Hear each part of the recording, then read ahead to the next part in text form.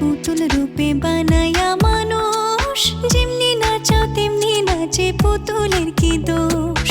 ছায়াবাজি পুতুল রূপে বানায়া মানুষ,